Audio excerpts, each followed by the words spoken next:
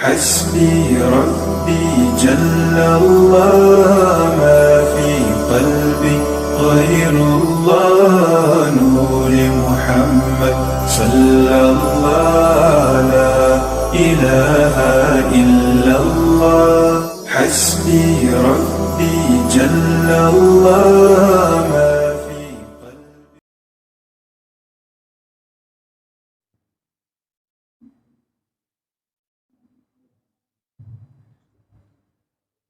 Assalamualaikum warahmatullahi wabarakatuh.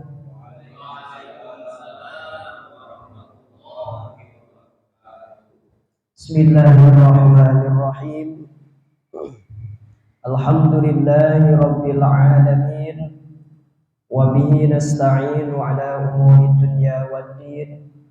Wassalatu wassalamu ala asyrafil anbiya'i wal mursalin wa ala alihi wa sahbihi ajma'in. Amma ba'du. Puji serta syukur kita sama-sama panjatkan kehadirat Allah Subhanahu wa taala. Alhamdulillah pada malam hari ini, di malam Senin, Ahad atau pekan kedua, kita bisa bersama-sama duduk kembali di majelis ilmu. Dan alhamdulillah sebelumnya tadi kita sudah melaksanakan sholat maghrib secara berjamaah, yang insya Allah nanti kita lanjutkan berjamaah sholat isya setelah pengajian ini. Mudah-mudahan Allah Subhanahu wa taala selalu memberikan keistiqomahan kepada kita untuk senantiasa taat dan ibadah, terutama dalam menjalankan dan menunaikan sholat fardu atau sholat 5 waktu yang wajib dengan berjamaah bagi kita kaum Adam. Mudah-mudahan Allah selalu memberikan kekuatan iman Islam kepada kita semua. Sholawat dan salam tentunya kita sampaikan kepada junjungan alam baginda Nabi besar Muhammad sallallahu alaihi wasallam, pada seluruh keluarga, sahabat, dan para tabi'in juga pengikutnya, dan insya Allah kita selaku umatnya diakui juga sebagai umatnya yang mendapatkan syafaatul uzma di yaumil qiyamah. Amin ya rabbal alamin. Para asatidz yang dimuliakan Allah Subhanahu wa taala, para ustadz di Masjid Raudhatul Jannah yang dimuliakan Allah Subhanahu wa taala, juga pengurus masjid, para DKM pengurus Raudhatul Jannah yang selalu istiqomah dalam syiar. Mudah-mudahan kita semua selalu diberikan kesehatan lahir dan batin, sehingga di setiap aktivitas, di setiap amal ibadah kita senantiasa punya semangat untuk melakukannya. Sebelum kita mulai, mari kita bacakan suratul Fatihah untuk musannif kita Sulamut Taufik. Kita akan sama-sama ngaji bareng untuk senantiasa ngecas iman ya. Karena hidup kita ini, iman kita ini kadang turun, kadang naik. Sama halnya seperti HP. Baterainya kadang penuh, kadang setengah, kadang lowbat. HP aja dicasnya setiap hari. Kalau sudah 10% dicas lagi, udah 5% dicas lagi, apalagi sudah lowbat banget, udah merah warnanya dicas terus. Nah, tidak kalah penting iman kita seperti itu, seperti baterai dalam HP. Jadi harus dicas setiap hari.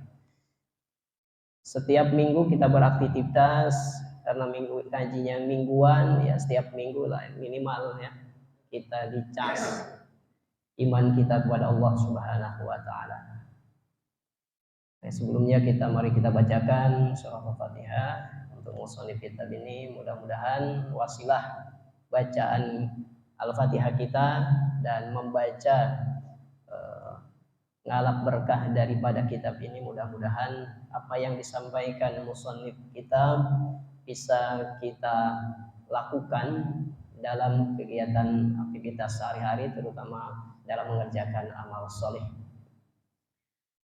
La haula illa bil Mustafa Rasulillah sallallahu alaihi wasallam wa ala alihi wa azwajihi wa dzurriyyatihi wa ahli baitihi al-kiram wa ila hadrati Syekh Abdullah bin Husain bin Tahir bin Muhammad bin Hashim Ba'alawi nafa'ana bi ulumihi wa bi barakatihi wa nafa'ana bi barakatihi. Al-Fatihah. A'udzu billahi minasy syaithanir rajim. Bismillahir rahmanir rahim. Alhamdulillahi rabbil alamin arrahmanir rahim maliki yaumiddin. إياك نعبد وإياك نستعين اهدنا الصراط المستقيم صراط الذين أنعمت عليهم غير المغضوب عليهم ولا الضالين آمين. قال المصنف رحمه الله تعالى نفعنا بعلومه وببركاته. بسم الله الرحمن الرحيم. ومعنى أشهد أن لا إله إلا الله أن تعلم وتعتقد وتؤمن وتصدق أن لا معبود بحق في الوجود إلا الله الواحد الأحد الأول القادم الحي القيوم الباقي الدائم الخالق الرزاق العلم القدير الفعال لما يريد ما شاء الله كان وما لم يشاء لم يكن لا حول ولا قوة إلا بالله العلي العظيم موصوف بكل كلام كمال منزه عن كل نقص ليس كمثله شيء وهو السميع البصير وهو القديم وما سواه حادث وهو الخالق وما سواه مخلوق وكلامه قديم كسائر صفاته لأنه سبحانه وتعالى مبين لجميع المخلوقات في الذات والصفات والأفعال. ومعنى أشهد أن لا إله إلا الله. Dan adapun makna lafaz asyhadu an la ilaha illallah, kalimat asyhadu an la ilaha illallah yang kita sebut sebagai syahadat. Syahadat ini kan ada dua ya, sebut kita syahadatain. Ada syahadat kepada Allah, persaksian kepada Allah Subhanahu wa taala, ada juga syahadat Rasul. Syahadat atau persaksian kepada Rasulullah sallallahu alaihi wasallam. Hari ini kita akan bersama-sama mengkaji, membahas, memahami tentang syahadat. Syahadat kepada Allah Subhanahu wa taala. Yang pekan lalu, bulan lalu kita bahas terkait kewajiban kepada mukallaf. Kalau orang mukallafnya kita sebagai orang muslim, mengucapkan syahadat itu kita ucapkan di setiap sholat 5 waktu terutama. Kemudian bagi mereka yang musyrikin, mereka mengucapkan syahadat itu ketika mereka akan masuk ke dalam Islam. Kalau kita yang sudah dalam Islam, maka syahadat kita ucapkan di setiap sholat. Anta'lama, bahwasannya engkau mengetahui, wa ta'taqida, dan beriktikad, meyakinkan, wa tu'mina, dan percaya atau mengimani, wa tasaddaqa, dan membenarkan Allah ma'buda, bahwa tiada yang mesti atau wajib disembah, bihaqqin, dengan haknya atau dengan kebenarannya.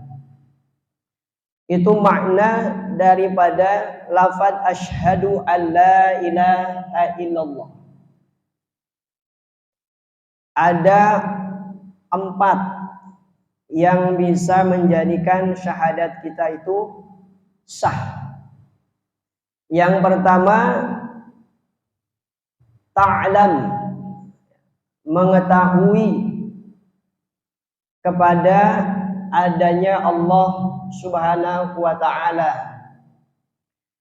Tapi kaitannya dengan pengetahuan kita tentang Allah Subhanahu wa ta'ala itu bukan memakai akal gharizi, bukan memakai logika, tapi dengan iman.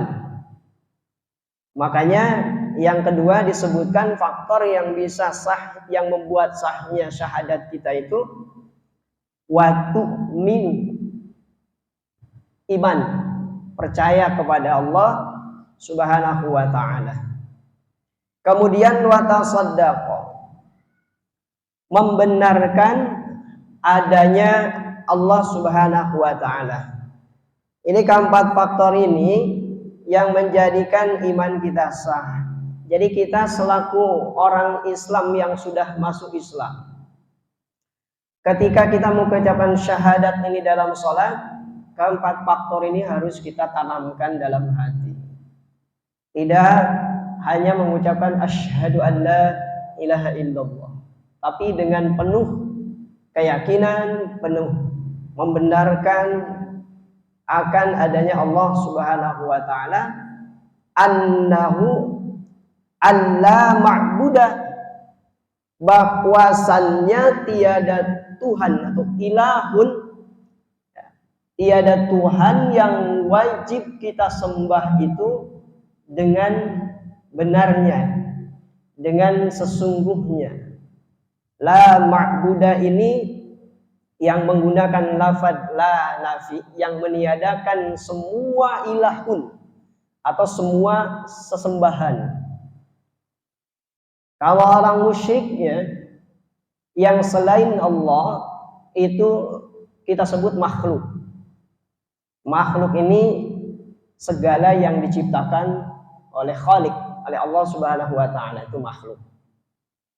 Matahari, bulan, pohon, patung, benda-benda yang diciptakan oleh Allah Subhanahu wa ta'ala itu tidak mendatangkan madarat dan tidak mendatangkan manfaat. Matahari misalnya, matahari ini makhluk yang Allah ciptakan, tapi dia memberikan manfaat, tetapi kemanfaatannya itu bukan berasal dari mataharinya sendiri, tapi Allah yang memberikan manfaat.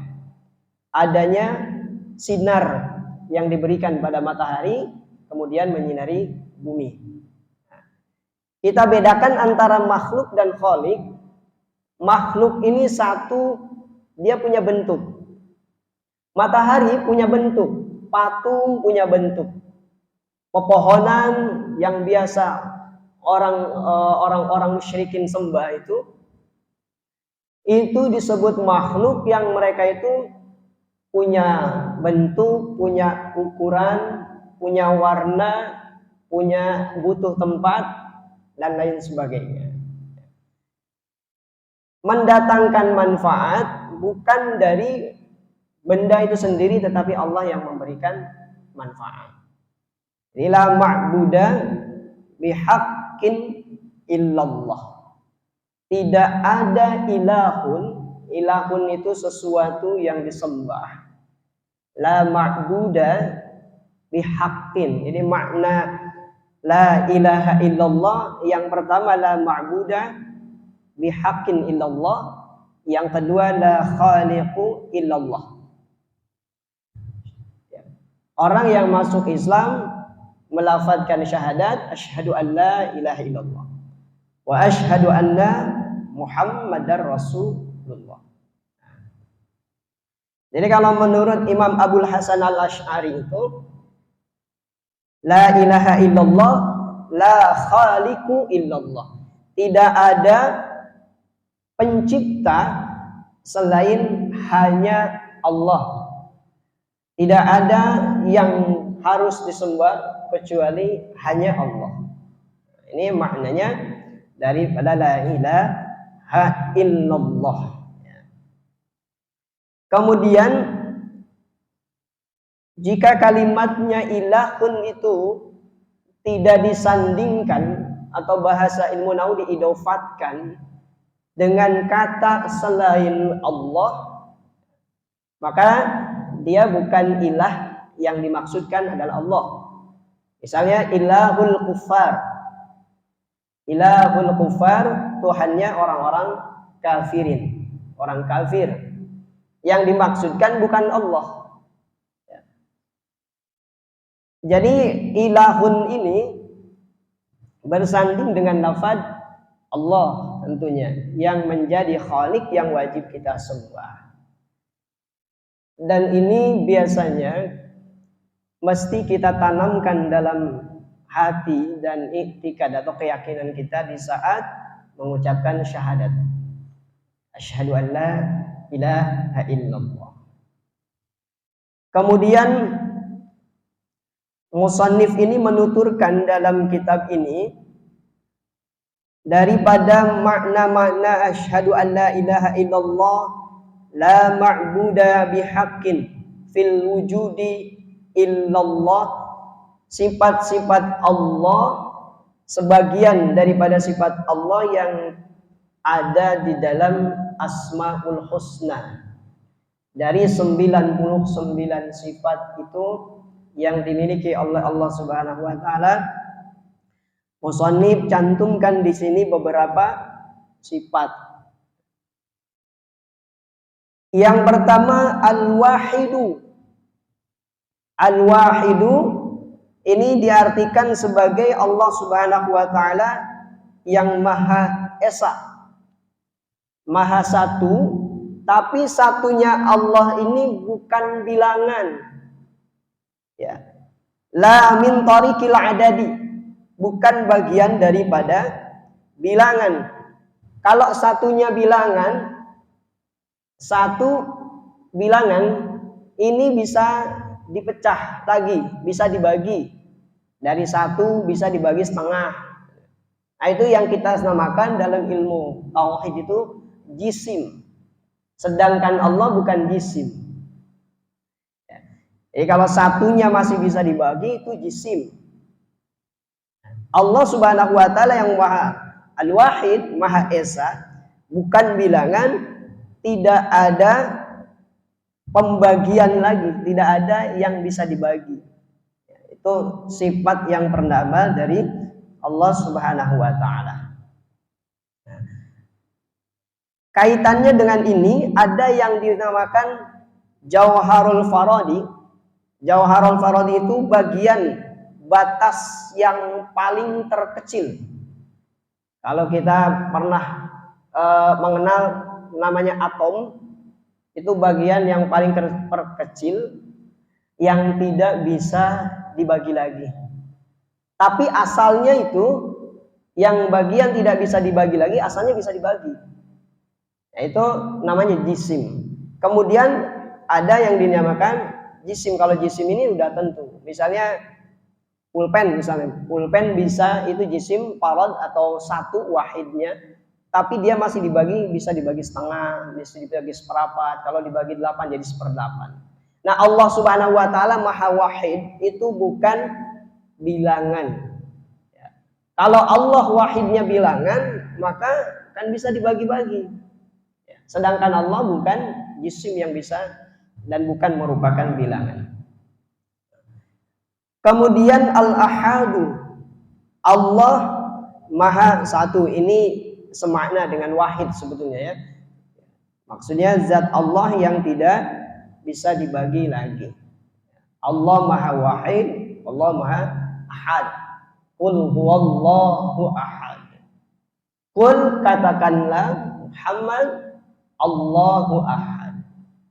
Allah itu Maha Esa. Maha Esa, Maha Satu yang bukan bilangan dan tidak bisa dibagi. Jadi Allah Maha Ahad.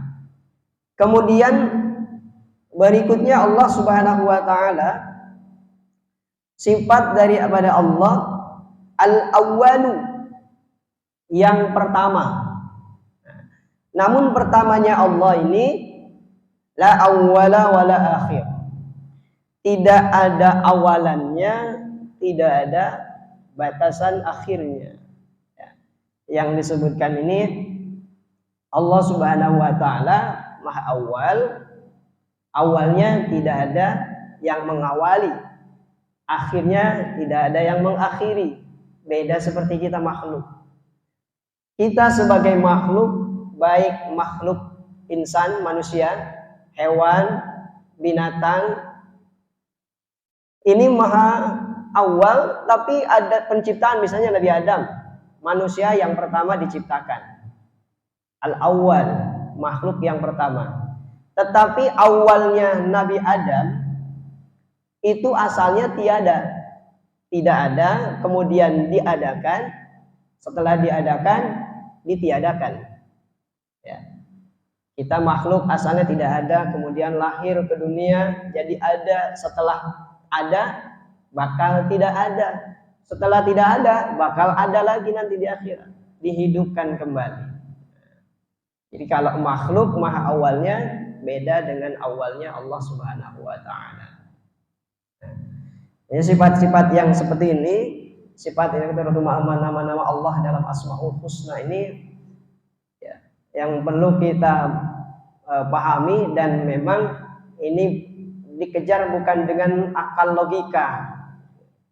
Kalau dengan logika enggak kecapai, akal kita ada batasannya. Ada hijab, ya, ada batasan. Maka dengan itikad, dengan keyakinan kepada Allah Subhanahu wa taala. Makanya kita perlu memperbaharui iman itu dengan syahadat, ya, dengan sholat, diantaranya mengucapkan syahadat. Kemudian al-qadim. Al-qadim, Allah Subhanahu wa taala ay alladzi la yakunu wujudahu min ghairihi. Zat yang al-maha qadim, yang maha qadim ini Allah Subhanahu wa taala awalnya tidak ada permulaan. Ini yang disebut bahasa tauhid azali. Allah awal, tidak ada permulaan. Beda dengan makhluk. Kalau makhluk tadi ada awal, ada permulaan, ada akhir. Allah Subhanahu wa taala tidak ada permulaan. Kalau Allah Subhanahu wa taala ada, kemudian mengadakan dan tidak diadakan. Kalau makhluk ada, kemudian diadakan, kemudian tidak mengadakan. Contoh misalnya meja ini. Meja ini makhluk. Asalnya tidak ada, kemudian diadakan, dibuat. Ya. Setelah diadakan, bisa jadi tidak ada, fana, rusak. Kalau dia udah masa batas waktunya sudah habis, kropos, habis itu fana, rusak. Nah, Allah ada, mengadakan, tidak diadakan. Itu Allah Subhanahu wa taala. Kemudian al-hayyu, maha hidupnya Allah Subhanahu wa taala, azali abadiyan. Abadi, azali, abadiyan. Abadi, tidak ada permulaan, tidak ada pengakhiran. Ini kalau kita belajar ilmu tauhid ini memang harus betul-betul memantapkan hati, meyakini keesaan, ya, maha qadim, maha awal, ya, sifat-sifat dalam Asmaul Husna itu harus diyakini dalam hati supaya iman kita mantap. Kalau ketika iman kita mantap, segala sesuatu yang Allah perintahkan pasti kita lakukan, gitu. Ya. Yang kita sering dengar bahasa takwa itu, perintah Allah yang harus kita kerjakan, larangan Allah yang harus kita tinggalkan. Kalau sudah tertancap dalam hati, keyakinannya sudah mantap, ibadahnya pun pasti serius. Nah, maha hidup Allah Subhanahu wa taala beda dengan hidupnya kita manusia, makhluk. Hidupnya kita ada batas waktu. Hidupnya kita perlu tempat, perlu waktu, perlu kebutuhan, perlu makan, perlu minum. Segalanya kita perlukan. Hidupnya Allah Subhanahu wa taala tidak ada yang menghidupkan. Tapi akhirnya Allah juga tidak ada yang mengakhirkan. Itu Allah Subhanahu wa taala. Contoh manusia kita hidup kita perlu adanya alat untuk hidup. Alat untuk hidup diantaranya kita ada ruh. Manusia kalau tidak ada ruhnya bukan hidup, mati. Kemudian setelah itu kita harus ada alat hidup, diantaranya adalah daging. Kita perlu itu. Manusia kalau nggak ada daging, tulang belulang, hidup. Ruhnya ada, dagingnya nggak ada. Disebut manusia bukan? Rongkongan aja, tulang. Kemudian kita juga kalau tidak ada tulang, ada daging, ada ruh, itu juga mati. Jadi komponen ini yang kita perlukan sebagai alat hidup. Allah tidak butuh ruh, Allah tidak butuh tulang, Allah tidak ada daging. Apa yang ada pada kita manusia, hidup ini beda dengan hidupnya Allah Subhanahu wa taala. Jadi kalau kita kejar, kalau begitu Allah itu seperti apa? Maka akal kita ini ada batasannya untuk menuju ke sana, karena ada hijab. Makanya kenikmatan yang paling terbesar itu jika kita bisa liqa rabbih, berjumpa dengan Allah zatnya nanti di akhirat.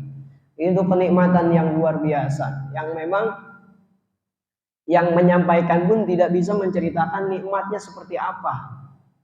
Tapi kita mengetahui daripada ulama-ulama yang menyatakan bahwa nikmat itu yang paling terbesar saat kita berjumpa langsung melihat zat Allah Subhanahu wa taala. Dengan keimanan yang kita miliki, dengan keistiqomahan ibadah, mengamalkan segala perintah Allah dalam kehidupan ini, semoga ditakdirkan kita semua ini berjumpa dengan zatnya Allah, langsung bertemu nanti di akhirat. Dan itu adalah kenikmatan yang paling terbesar.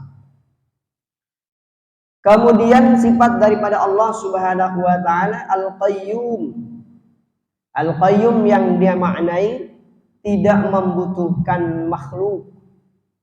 Kalau kita makhluk yang kita kenal disebut makhluk sosial, makhluk yang bermasyarakat, perlu adanya campur tangan orang selain kita, orang lain. Kita nggak bisa hidup sendiri. Kita perlu bantuan orang lain. Saat kita misalnya nggak ada keluarga di sini, yang ada tetangga kita sakit, minta tolongnya kepada tetangga, kepada teman kerabat. Kita butuh.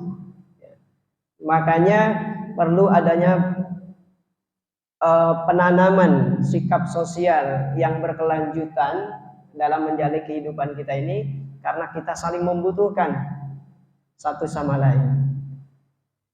Allah Subhanahu wa taala tidak membutuhkan makhluk. Kita ibadah ini bukan untuk Allah. Ibadah ini untuk diri kita sendiri, karena kalaupun kita tidak melaksanakan ibadah, kekuasaan Allah, kerajaan Allah tidak akan pernah berkurang, karena kita nggak ibadah. Maka ibadah ini akan stimulusnya, balinya akan kepada kita nanti. Saat kita melakukan ibadah, taat melaksanakan perintah Allah Subhanahu wa taala, maka kebaikan pun akan kita dapatkan di dunia ataupun di akhirat. Itu sudah janji Allah. Ya. Ketika kita melakukan kebaikan, maka kebaikan itu akan kembali kepada kita. Sebaliknya, saat kita melakukan keburukan, maka keburukan pun akan kembali kepada kita. Na'udzubillah. Kemudian sifat berikutnya al-baqi. Al-baqi, Allah Subhanahu wa taala abadi, la fanau, tidak fana, tidak rusak Allah. Kalau kita mungkin nanti hidup kita ini kan menunggu saat ajal tiba, kita lagi antri ini, kapan tiba saatnya? Saat nyawa kita ini sudah berakhir, saudara, orang tua mungkin yang sudah tiada mendahului kita, nah, itu makhluk kita semua itu fana, rusak. Satu saat nanti kita akan rusak, dibangkitkan kembali untuk mempertanggungjawabkan apa yang kita lakukan. Semoga saja kefanaan kita ini saat nanti dihidupkan kembali menjadi manusia yang termulia di sisi Allah, sehingga kita bisa hidup dengan bahagia di akhir. Itu yang kita harapkan, ya. Karena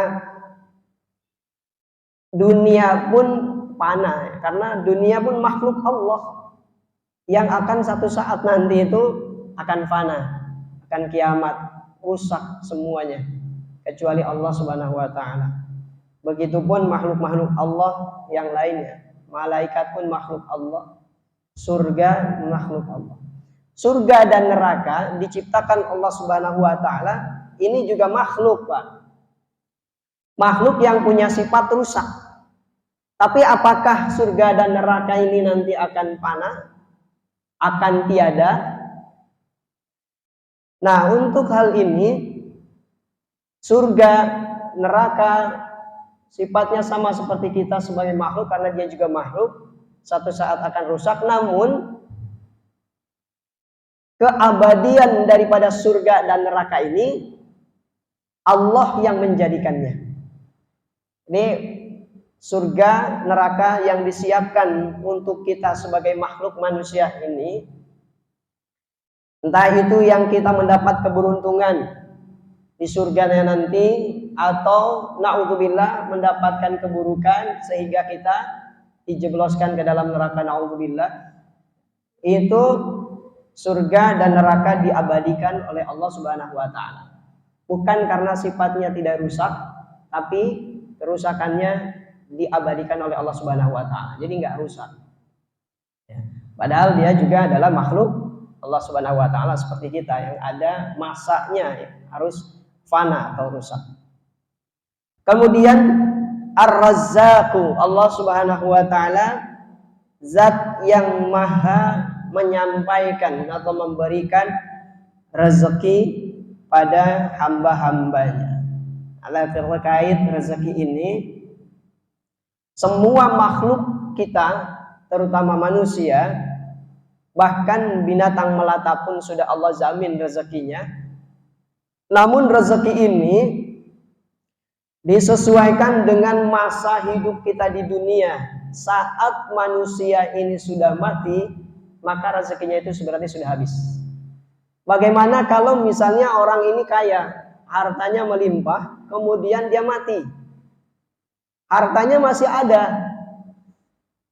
ya, hartanya masih ada, rezekinya masih ada, ya, berupa harta, entah itu materi ataupun tanah, ya, ataupun benda-benda yang lain, kekayaan yang lain yang ditinggalkan, maka ini bukan rezekinya orang yang sudah mati tadi. Dia mati berarti rezekinya sudah habis. Rezekinya yang berupa harta tadi itu bagian daripada jatah rezekinya ahli waris. Karena setiap manusia Allah berikan rezeki sesuai kemaslahatan hidupnya. Kita usia 60 tahun meninggal, berarti rezeki kita hanya sampai di umur 60 tahun. Ada orang meninggal di masa muda, sebelum 30 tahun sudah Allah cabut nyawanya, rezekinya berarti sampai situ Allah siapkan.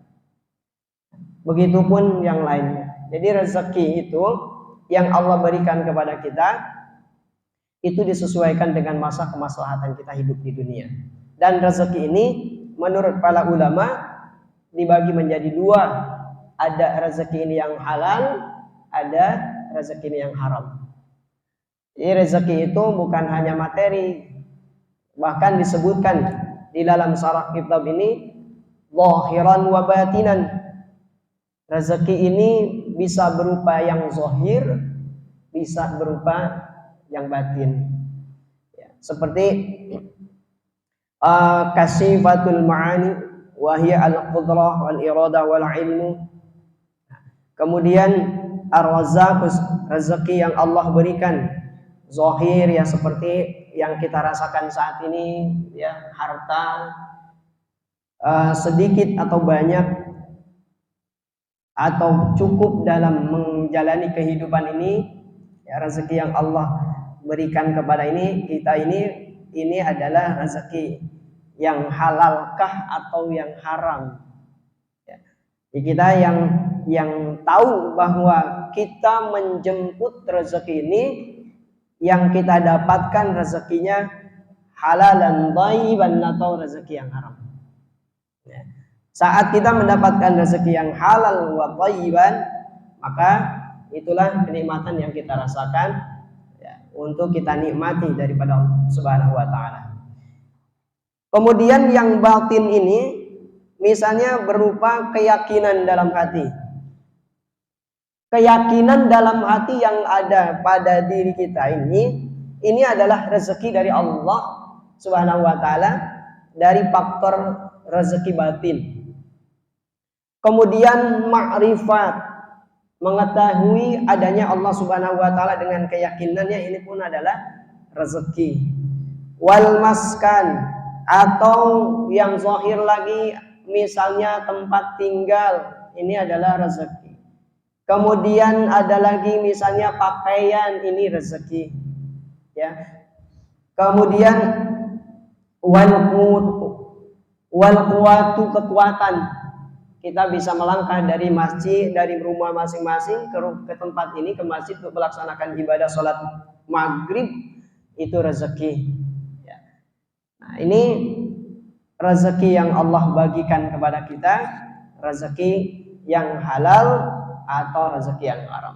Yang haram ya seperti orang mungkin dengan tidak adanya keimanan dalam dirinya, maka dia melakukan hal yang tidak diperbolehkan oleh agama, mencuri misalnya, itu rezeki tapi rezekinya haram ya, itu rezeki yang Allah berikan dan sampaikan kepada kita semua. Wa ma min dafatin fil ardi illa 'ala Allahi rizquha. Tiada satu makhluk yang melata di muka bumi selain Allah cukupkan rezekinya. Ini harus kita yakini, harus kita hilangkan kekhawatiran dalam diri kita, terutama masalah rezeki ini, Pak.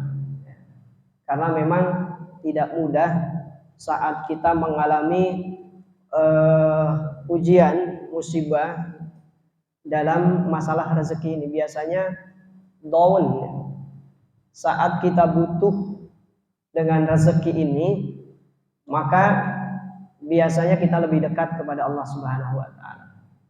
Nah, mestinya di saat rezeki itu naik atau turun, kita mantapkan keistiqomahan ini dalam meyakini apa yang Allah berikan berupa rezeki ini. Tidak sedikit orang yang jatuh bangun misalnya dalam usaha, kalau dia tidak punya keyakinan dengan usahanya ini, karena kita manusia ini kan tidak punya asar dalam mendatangkan sesuatu. Rezeki yang kita miliki, yang kita dapatkan setiap saat berupa misalnya materi yang zahir, ini bukan bukan semata-mata ini karena usaha kita, bukan semata-mata karena kerja lelah kita, tapi memang Allah sudah siapkan. Cuman kita ini dituntut untuk ikhtiar, dituntut untuk mencari jalan untuk menjemput rezeki yang Allah siapkan. Ini bahasa yang biasa saya sampaikan untuk masalah rezeki ini, menjemput. Jadi memang karena rezekinya sudah siapkan, kita tidak menjemput. Jadi ikhtiar. Bahasa kita yang makhluk biasa, yang manusia biasa ini, jalan menuju mendapatkan rezeki ini dengan cara ikhtiar, yang kita sebut dalam ilmu hikam itu kasab. Kemudian yang kedua ada bagian yang tajrid. Kasab ini ikhtiar kita dengan usaha, dengan kerja untuk menjemput rezeki dari Allah Subhanahu wa taala. Sedangkan tajrid, manusia, makhluk Allah, manusia ini yang betul-betul pilihan dari Allah Subhanahu wa taala, yang mereka bisa menikmati rezeki tapi tidak lelah untuk mencarinya, menjemputnya. Ini orang-orang yang teristimewa pilihan Allah Subhanahu wa taala. Dia nggak kerja, dia nggak usaha, tapi Allah cukupkan rezekinya. Nah, ini tajrid. Dan tajrid ini memang tidak harus diikhtiarkan, karena ini adalah fadl Allah, ya, fadl daripada Allah Subhanahu wa taala, keutamaan yang diberikan kepada orang-orang terpilih daripada Allah Subhanahu wa taala. Kemudian al-alimu sifat Allah Subhanahu wa taala yang maha mengetahui. Mengetahuinya Allah tadi sama azali wa abadi. Azali wa abadi, dan pengetahuan atau mengetahuinya Allah Subhanahu wa taala ini tidak secara global, keseluruhan, tetapi terperinci. Terperinci itu seperti misalnya kita punya khatrul qalbi, punya bisikan dalam hati, besok saya mau pergi ke sana. Nah, itu Allah sudah mengetahui apa yang mau kita lakukan, Allah mengetahui. Beda dengan mengetahuinya al-alimnya kita. Kalau kita makhluk bisa mengetahui seseorang itu kalau ada kabar, kalau ada informasi baru kita tahu. Ya.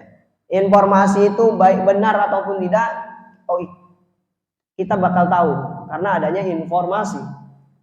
Kalau Allah Subhanahu wa taala mengetahui seluruh makhluknya dari A sampai Z, itu Allah tahu. Makanya dalam keyakinan yang kita miliki ini, kita meyakini bahwa Allah bersifat alim, maha mengetahui, maka kita pasti akan berhati-hati dalam melakukan sesuatu. Berkata kita akan hati-hati, kemudian bertingkah juga akan hati-hati, bahkan khatrul qalbi juga akan berhati-hati. Prasangka yang ada dalam hati ini, dalam diri kita, yang terbersit dalam hati, Allah tahu. Ya. Yang belum kita lakukan pun, apa yang harus kita lakukan nantinya Allah tahu. Ya. Jadi penting bagi kita ini selalu berhati-hati dalam ucapan, sikap, tingkah laku, ya, yang kita selalu kerjakan, Allah akan mengetahuinya. Ya. Itu dia daripada sifat-sifat Allah yang disampaikan dalam kitab ini, sebagian dari sifat daripada Asmaul Husna. Al-Qadiru, yang terakhir sifat Qadir, maha kuasa Allah Subhanahu wa taala. Ini maha kuasa Allah menghidupkan, maha kuasa Allah mematikan, maha kuasa Allah memberikan rezeki tadi, maha kuasa Allah melakukan sesuatu apapun yang diinginkan oleh Allah Subhanahu wa taala. Kalau saatnya kita sudah habis masa di dunia, Allah inginkan kita mati, ya mati. Maka kehidupan yang kita jalani ini mesti kita persiapkan untuk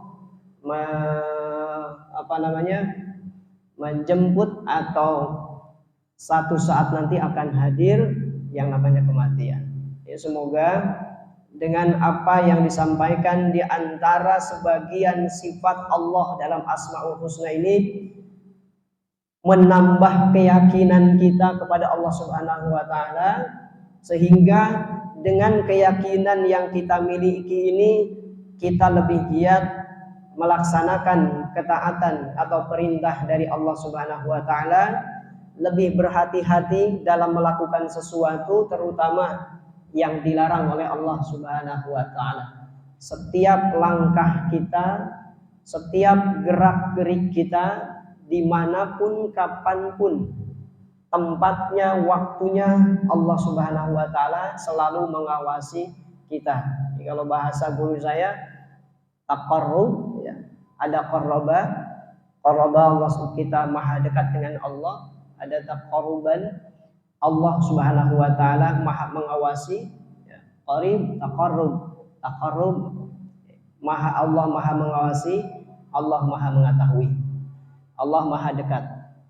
Nah, mudah-mudahan dengan apa yang disampaikan dalam kitab ini, walaupun tidak banyak, bermanfaat untuk saya yang menyampaikan, menambah iman, ya. Dan untuk jamaah sekalian, yang mudah-mudahan dengan pengajian ini kita terus bisa ngecas iman kita kepada Allah Subhanahu wa taala, sehingga terus bersemangat dalam ibadah, mempersiapkan diri untuk untuk mempersiapkan datangnya ajal kita masing-masing. Mudah-mudahan dalam keadaan istiqomah dan husnul khotimah. Amin ya rabbal alamin. Demikian yang bisa disampaikan, mudah-mudahan ada manfaatnya. Terima kasih atas segala perhatiannya. Mohon maaf atas segala kekurangan dari yang saya sampaikan. Kalaupun ada kekeliruan dan kesalahan, mohon diperbaiki.